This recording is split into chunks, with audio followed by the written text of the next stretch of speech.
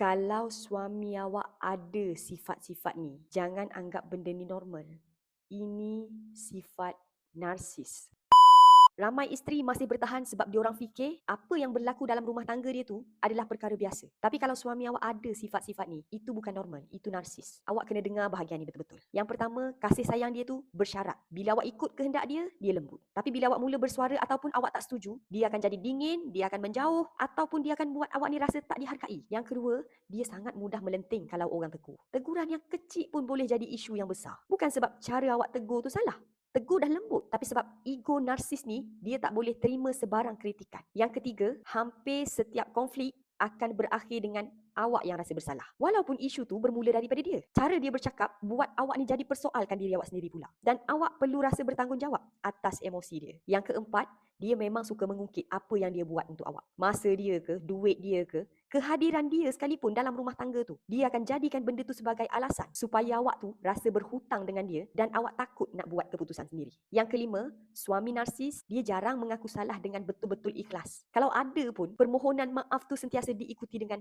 alasan, sindiran, ataupun mungkin itu cara halus untuk salahkan awak balik. Dan yang banyak buat isteri jadi keliru. Narsis ni, dia bukan orang yang nampak bermasalah sepanjang masa. Dia kalau depan orang, dia boleh jadi orang yang paling orang senangi nak dekat dengan dia. Petah bercakap, dia nampak orang yang sangat bertanggungjawab dan dia pandai bina imej diri dia tu sebagai seorang suami yang baik. Tapi bila berdua dengan awak, terus suasana rumah tu berubah. Awak tu kena jadi hati-hati dengan nada awak, dengan percakapan awak bila nak bercakap dengan dia. Awak kena sentiasa belajar untuk berdiam diri. Bukan diam yang sebab matang, tapi awak diam sebab takut jadi konflik yang lebih lagi. Dan waktu itulah awak akan perlahan-lahan hilang keyakinan diri awak sendiri. Awak jadi hidup untuk jaga kestabilan emosi dia. Awak dah tak pentingkan isu keselamatan awak lagi. Kalau awak nak faham lebih banyak tentang cara nak kenal corak narsis dan macam mana nak lindung diri dari permainan emosi diorang, komen "Aku nak belajar sebab aku nak bangkit" dan awak follow Fi sebab nanti Fi akan kongsi sambungannya dalam next video. Dan ini hakikat yang ramai tak sanggup nak terima.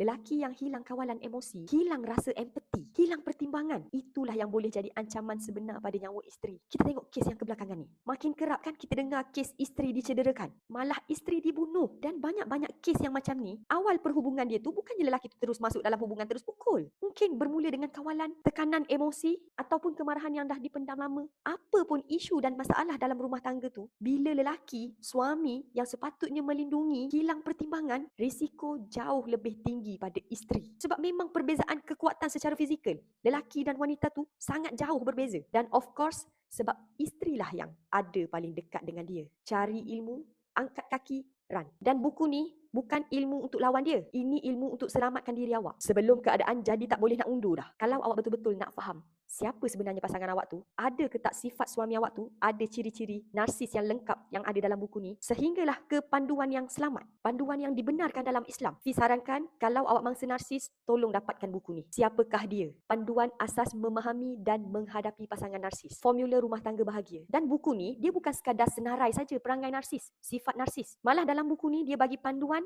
langkah demi langkah. Macam mana awak nak keluar dari kitaran narsis dengan cara yang halal, dengan cara yang sah di sisi agama, yang tak melanggar syarak. Ingat awak, Islam tak zalim pada wanita. Cuma kita yang tak ada ilmu dan tahu saluran yang betul. Islam tak tindas wanita. Dan awak tahu tak, buku panduan ni siap ada panduan yang praktikal. Bila awak perlu buat laporan polis, macam mana cara awak nak sediakan medical report, dan sehinggalah laluan awak nak ke mahkamah pun, step by step dia ajar. Semua panduan tu diterangkan dalam ni dengan sangat terperinci dan awak mudah nak faham. Video ni bukan untuk awak tengok sekali ni saja. Awak save video ni sebagai peringatan dan rujukan. Sekiranya satu hari nanti awak perlukan, buka balik video ni.